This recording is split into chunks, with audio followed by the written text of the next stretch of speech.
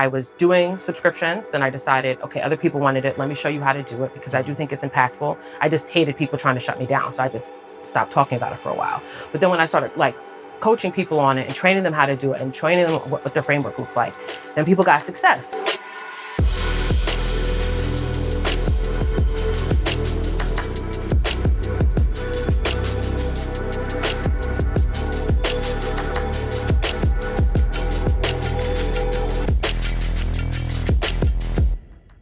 What's up, family? Welcome to another episode of the Traffic, Sales, and Profit Show. My name is Lamar Tyler. I'm your host, and I want you to make sure you're locked in today. This is going to be a good one, right? We're talking about the intersection of law, the intersection of tech, right? The intersection of one of my favorite things, recurring revenue, so that you can finally have CPR in your business. And I'm joined by none other than Kimberly Bennett. She is the founder, right, of K. Bennett Law, where she focuses on being a brand strategy attorney, and it's going to be so good. But check this out. She's also the co-founder of Fidu. And now when I tell you, like, when she told me what Fidu was, I got so excited. I can't wait to share it with y'all. But first, I want to say, welcome to the show. Thank you. All right, so Kim, I'm excited because we got a lot of ground to cover, right? Because you're an attorney. I am. Right? Brand strategy. Yes. Trademark. Yes. Protecting people's intellectual property. Absolutely. But now we also have you as a tech founder, right? SaaS, software as a service. So I'm excited about all that. But before we get into it, like, always like talk about where we started. Okay. Like, so how did we become you being one of the leading people when it comes to, okay, I need to protect my intellectual property, what I have. And not just, I meet a lot of attorneys that are positioned in, trademark, patent, things like that. But you specifically say brand strategy. Tell me about that.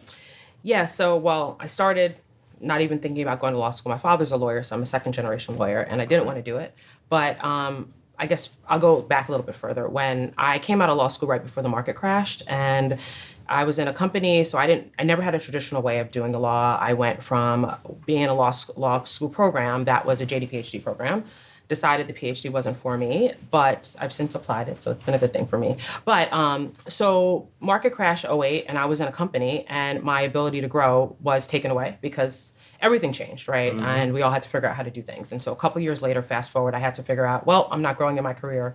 Let me see what's going to happen. And I went out on my own and started private practice, and I learned a lot. What didn't work. And one of the things that I learned was that hourly wasn't working.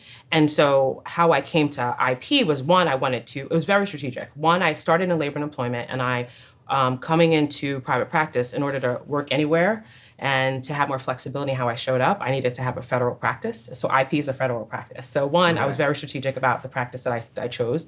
And then two, when I came out, I lost a lot of money. I don't know, for those that work with lawyers, I know we always are thought to be like super paid, highly paid, making all the money. But the reality behind the scenes is if you're solo small, that's not always the case. And then you follow traditional ways that don't work. And I did that. I came out, I was working in a company, it was great, but I needed to still grow. So when I came out on my own, I followed what they told me, bill by the hour, get a retainer, do these things. And then I got stuck not once, but twice in a row with two clients. They had things going on. But as a business owner at the time, essentially that meant I stopped getting paid. And I stopped calculating it. It was about over 6 figures, but that led me to where I was, which was, one, I needed to be intentional about picking a practice area that gave me more flexibility, and two, I needed to stop hourly billing. So that's kind of where I got. So let me ask you, based on something you said, you talked about making a pivot from, hey, I was doing this type of law, and then I went to this type of law. In that moment, was that scary to make that transition or no? Was it scary? I guess I don't think I was scared at the time, because we were at the point where, like, I just needed to make a decision. Right. And I thought, I've been always this, as a child or as a young adult, and now as an adult, I've always been a what if I type person, like what's the worst that can happen? So I was the kid that asked my parents for stuff, and you could tell me no, and I was like, oh, well, I'm in the no position anyway, so I might as well ask. And so I think at that time, I really just wanted to see what other possibilities were, right? And just see, well, this isn't working. I needed to try something else, and what was the worst that could happen? I mean, I was already in a down economy. I don't know. So no, I don't think I was fearful at the time, just because I thought I had fallbacks. I wasn't worried about it. So I love that, right? We have a lot of entrepreneurs that watch the show. And if they don't take anything from this, but they're like, hey, what's the worst that, because so many times I feel like people don't make the ask they should ask. They don't show up when they should show up. You know, they see someone in a space, they're like, I want to go up, but I'm too afraid, or, I love that attitude, right? Like, what's the worst that can happen? Yeah, I've always been like that. I don't know. It's been a great way to operate, right? I mean, it allows for you to take risk. It allows for you not to fear about failure. I mean, I've messed up, so I'm not trying to sit here and say I didn't mess up. I messed up a lot of things, but it's allowed me to get to where I am today. So I'll keep operating that way. And you also talked about following the traditional models. And you know, we talk a lot about digital marketing things. Like, so I've met a lot of attorneys in the past, and as we try to tell them stuff, they're like, that's not how we do things here, right? And I know from what I've seen, industries like law, industries like, you know, medical practice, right? Industries like accounting that are entrenched in so traditional. Sometimes it's hard for people to think outside the box. Because the box is so tight and rigid. And now what I've seen is when people think outside the box, they blow up. Because, like, you know, everybody's going this way and they going the other way and it just stands out. But like, was that your experience when you started, like, breaking away from traditional methods? 100%. I mean, I think that the story kind of is probably what you would hear, which is I told people what I was doing.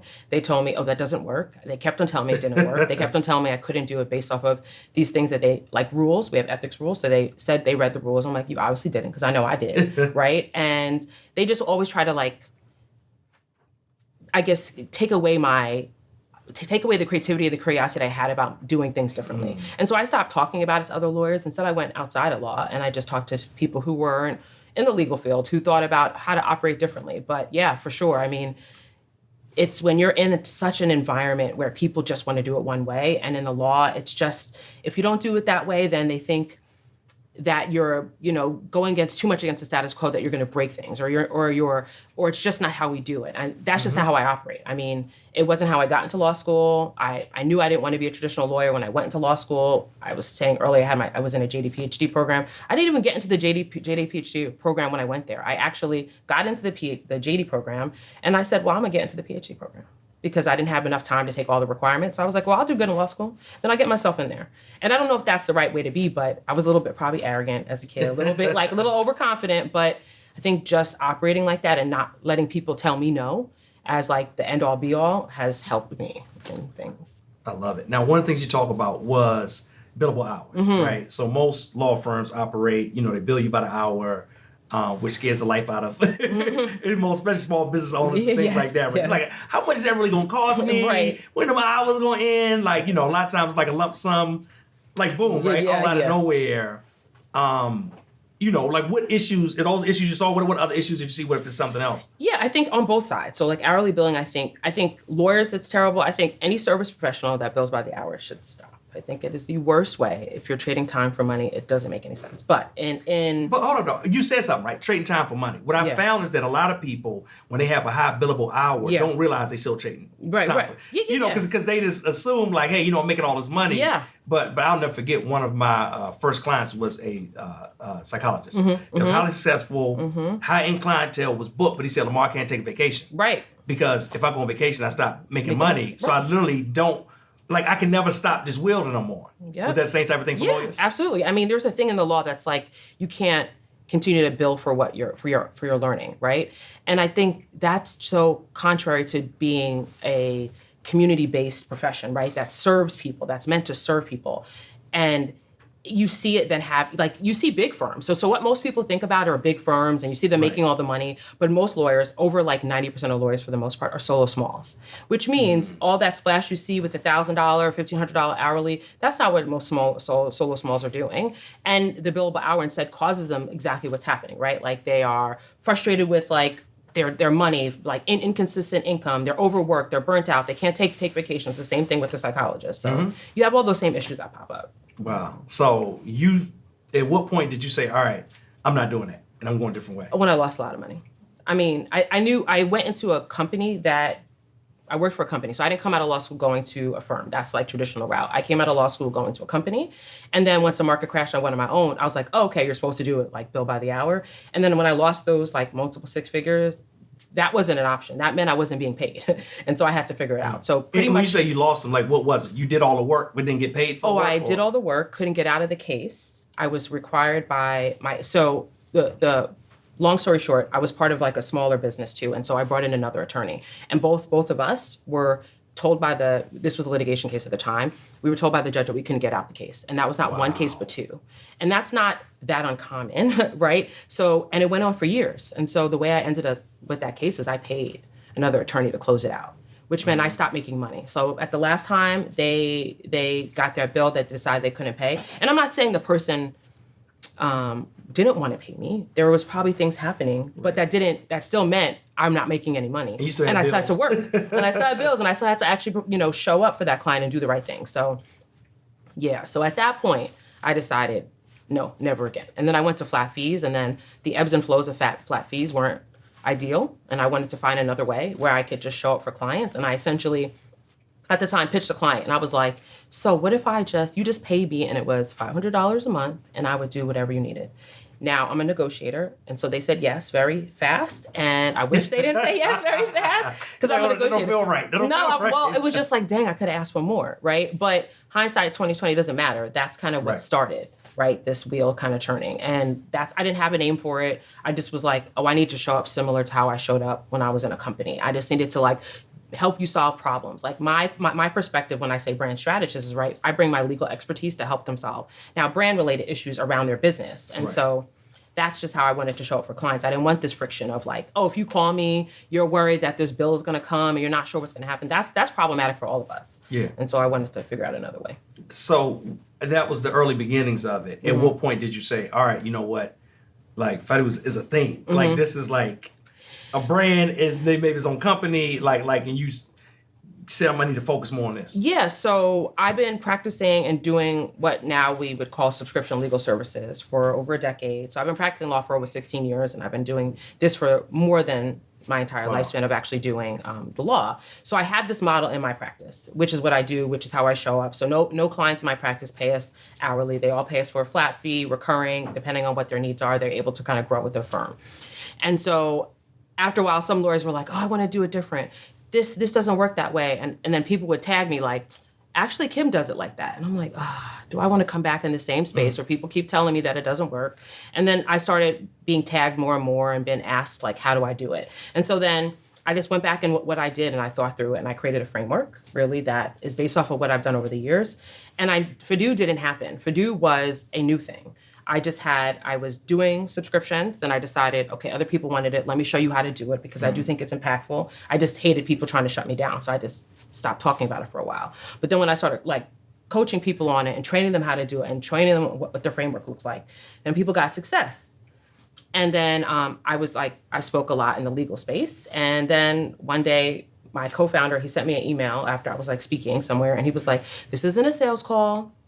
What if, you joined me and we tried to kind of take this subscription thing to the next level? So that's how it really started. He came, he pitched me to join him. So we're actually a Canadian-based company, which is a fun fact. Wow. Yeah. So, but how long ago was this? This was in COVID. So we met for the first time last year. Oh, wow. And then I think the second time was March of this year. So we've only really interacted over virtual, which has been my model anyway. But yeah, so we met in COVID. So I didn't have Fidu until about 3 years ago, almost 3 years ago. And that's, and we quietly started working together to see if we could work together before we announced it. So it's only been announced a little over 2 years that I did it. So it's new. Now, I want to hear more about Fidu, because Fidu, now that you have this platform, is it totally public? Yeah. Anybody can come join now? It's not bait, anything like that? Nope. Okay. And is it for just attorneys or other people outside of attorneys? Well, anyone can actually use it. So a service-based professional could use it, but we are focused and targeting on the legal space because that's where I came from. Right. That's kind of the area that we are, and I think we all know this is what you coaching for people to be focused on what they're doing. So it's kind of the same thing, but behind the scenes, it is built for people that if they're like, oh, I could use this in my business. Oh, I'm a service-based professional. I don't want to bill by the hour. I want to scale my knowledge in really in repeatable, sustainable ways. Then yeah, they can use the platform. Okay, and Fidu, it gives them the infrastructure and platform for them to do that type of billing. Exactly for subscription, but I think the key of recurring revenue isn't simply just getting the billing. That's the easiest part. It's keeping the clients, right? It's keeping the people who come to you, and how do you deliver that at scale and provide ongoing value? So that's what we focused on. So we actually just did a sales release, being able to build through the platform. But before that, it was really focused on how do you bring all your knowledge to a place that's very scalable. For the attorneys using it, and even for yourself, in the early days, what did you learn about churn, right? About, hey, having to retain these people. Because I think most people, and I don't know if you thought of it when you first went in, a lot of people, when they first go in, even they thinking about it, right? They start thinking about it a lot bigger. a 6 or a 7-figure entrepreneur, a black business owner, and you don't know where to go, if you feel like you're alone, if you feel like you don't have anyone to talk to that gets how you feel or gets the pressures of being a business owner in today's climate, guess what we do? I want to introduce you to the Traffic Sales and Profit Mastermind. Now in the TSP Mastermind, we have a 12-month program that's going to help you reach your next 6, 7, or 8 figures in business over the course of a year. Now, along that year, we have one-on-one coaching, we have accountability, we have community, we have live events, and everything you need in order to reach the next level. For more information, visit us at www.trafficsalesandprofit.com. So like, hey, I got all these, 10 people signed up. Yeah. And they're like, hold up. 6 people just left. Right. Like, how did you kind of learn? What's some of the things you learned about churn and trying to minimize that over the years? Yeah, I think, in my practice, I'm blessed with having really long-term clients, so that's been a really great thing. So I think it's like showing up. So what I learned is what we apply in the platform, which is like retention is the first thing. Like you have to communicate with your clients, you have to talk to them or your customers, you need to like really be engaged with them, you have to ask them what's working, what's not, you have to be humble when you screw up because you're going to, and that's just life, right? You have to own kind of like, for us, it's like designing intentionally too. So like my subscriptions aren't designed for anybody just to come onto it. It needs to fit a certain type of client that wants it. So same with Fidu. Like, sure, service-based professionals can come on, but really the best served are lawyers, right, or legal teams or people that are in the legal industry, just because of how we work. But what I learned was like retention is key, right? Like staying in communication. And we're still a new platform, so we're at the early stages of like growing the business, keeping people. We've been really good at churn, but it's because we talk, we ask people, we show up. I think when you're in smaller business, with whether it's SaaS or not, you have the resources to show up more for those early people. So you do, right? Like you learn, you figure out what works, and then you make whatever you learn scalable. And that's kind of how I did in my practice. And it's the same thing that we're doing. For the attorneys that come on, are you teaching them too about how to lower churn and the things that you learned over the years? Is like education piece of it too? Yeah, so it's interesting. So now we're kind of putting more into education. We just launched like this thing for attorneys to learn, like get support in building out Fidu and learn a little bit more. Because I coached about it before, I could just leverage some of that, and I do that. But yeah, that's just, if you're on the platform, I'm gonna talk to you about it. I'm gonna help you think through, how do you design your subscription? How do you think through, how do you position the subscription against the rest of your services, right? How do you think through who's the right person for it and who's not? And think through like the reporting and the metrics behind it, because that's what you need to really focus on. And that's good, because even when you talk about that, positioning it against your services, as I talk to different service providers, you talk about things like this that are different. I know a lot of times the fear of them is that it's going to cannibalize. Right. Like how am I going to be able to sell a $10,000 thing if it's a $500 thing over here on the side? Like, what does that look like? Like what do you say to people that come in with those kind of questions? Yeah, I mean, I think you have to take a look at your business. So like, what are your goals? Is the subscription meant to like bring people in and be more a lead generator, or is it supposed to be like a premium side, right? And then you position it based off of that. You talk about it. I think a subscription isn't meant to be forever for everybody, right? There is a defined point where someone decides, okay, I'm done.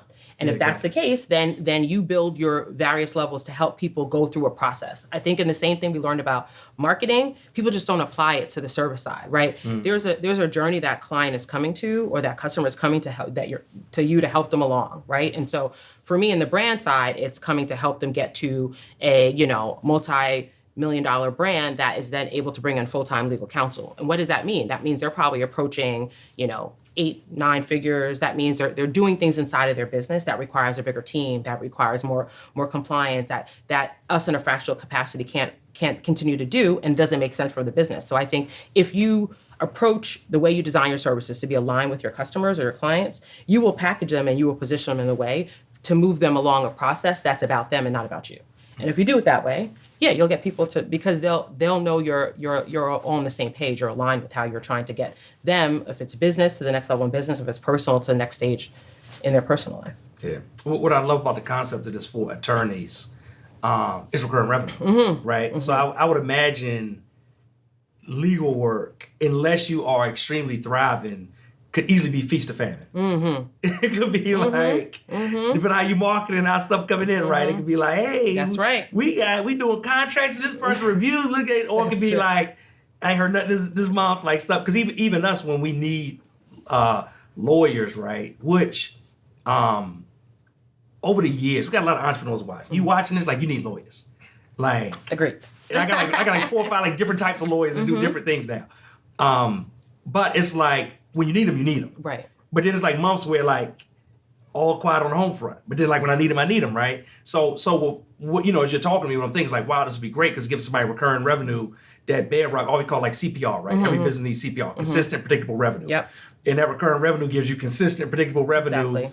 And once I got that, then I can staff off of it. Once I got that, I can create budgets around it. Right. Because no matter what, I got this baseline of this the amount that's showing up like every single month. Yep. For those people coming in, like, do they really understand the current revenue piece? Is something you have to do like education around? Yeah, I think it depends on where someone is in their journey and where they're at in business. I think a traditional mindset, traditional law firm model doesn't get it. It's not even a thought. But when people have had the feast or famine, when they're tired of like chasing unpaid bills, when you are overworked or overwhelmed and you're just burnt out, which is a lot of people in service-based professionals generally, but lawyers in particular. So yeah, no, they don't necessarily know it, but they want a better way.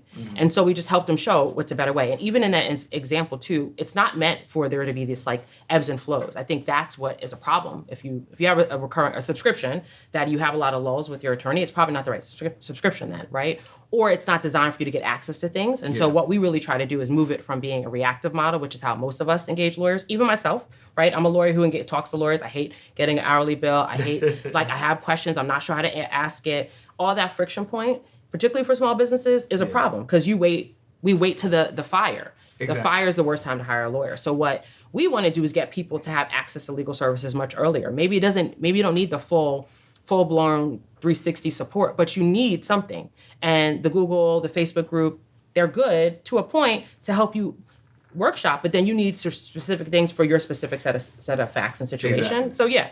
So no, they don't necessarily know it, but we help them rethink how their services show up. We help them repackage their services. We help them think through, like what shouldn't be and what should be included in a subscription. But the platform itself is taking what I learned and it's helping them think through how to set it up just from signing up, right? I love it. What's your plan for getting new customers into Fidu and getting more? Yeah, so right now we're definitely at the still product market fit part where we're really making sure that we have all the right, like minimum viable, like, and that's not to say it's not a great product, but right. Like in the same way I believe subscription when I didn't have the product you need to iterate, that's how we do. So like we're at the point where we've released this last sales feature that allows for people to start taking money from the platform. So now that we have that, I think how do we get it? Through the same measures, like the same thing that you would do. Education, we speak or we're at events. We have like our own like accelerator that helps people through it. And then doing a lot of content-based strategy to help us we're still probably the main people that people think about with subscriptions, and that, thankfully having that background has helped a lot, but making sure we stay ahead of that and let the content like drive us long term, and then do some of these other pieces, some paid ads we'll do in the future and things like that. I love it. What's the goal? For Fidu? Yeah. The big goal is to change the business model of the legal industry, period. Wow. So it's to end hourly billing, period. Wow. To end, I love like big goals and big dreams and big vision. That's a big vision. Yeah. Fun fact also, it's only been built since like the 60s is really where it was. So it's really? Yep. So this idea that hourly has to be the way to go isn't. So we're trying to help people move past this like stuck mindset and move to a better way of building a sustainable business. So before the 60s, what were people doing? Fluffy. But like they got so overwhelmed with complexity that they just defaulted to, well, let me just start selling time instead of just being creative, sitting down, actually putting together a structure that makes it a profitable and value-driven offer. They didn't do that. So I love it. So I love how you said this intersection of both, law and tech. And you were influential in a lot of, communities in, the intersection of those pieces. Can we talk a little bit about that?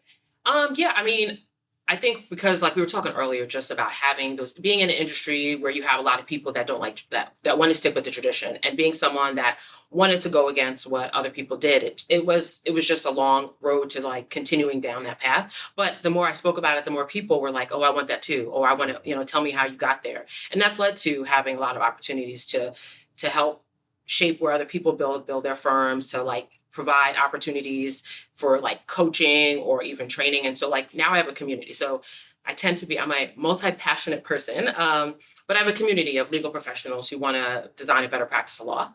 And so we really focus on having innovative business models, thinking about how do we have the conversations that I don't think many of us, unless they're in the political field, hear lawyers talk about the intersection of anti-racism in the law and how systemic and structural issues come up. And so we want to have those conversations and build businesses that are profitable so that we have both alignment in how we show up and what we do. So outside of just, I have the firm because that's what I've done. But as I transition, right, that looks like continuing with Fidu and driving impact with subscription legal services through a platform, and then having a community of legal professionals that don't want to be the professional, the lawyer that you talk to that's like, oh, here's my $10,000 bill. Good luck, pay it. Versus let's actually talk about what you need. Let you know what the price is going to be. So we're transparent, we're upfront.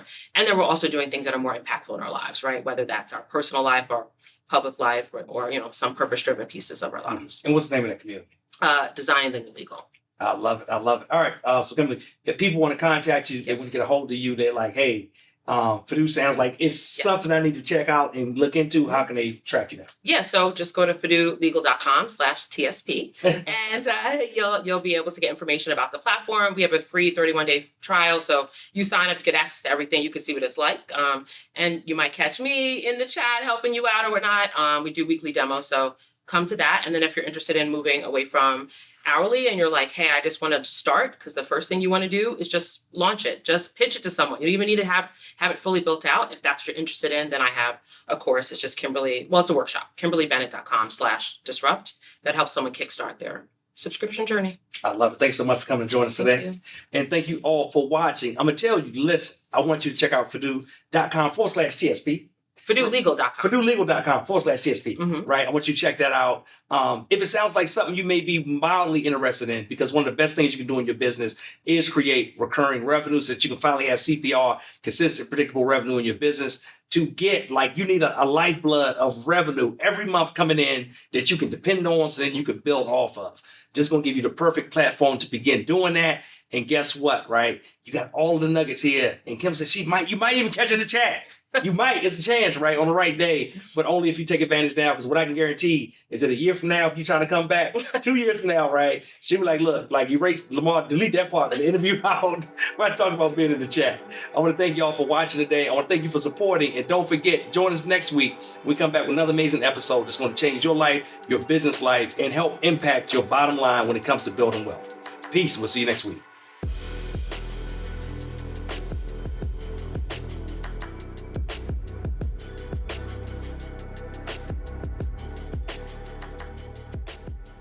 The Convo, your home for conversations on Black entrepreneurship and wealth, available on your favorite platforms.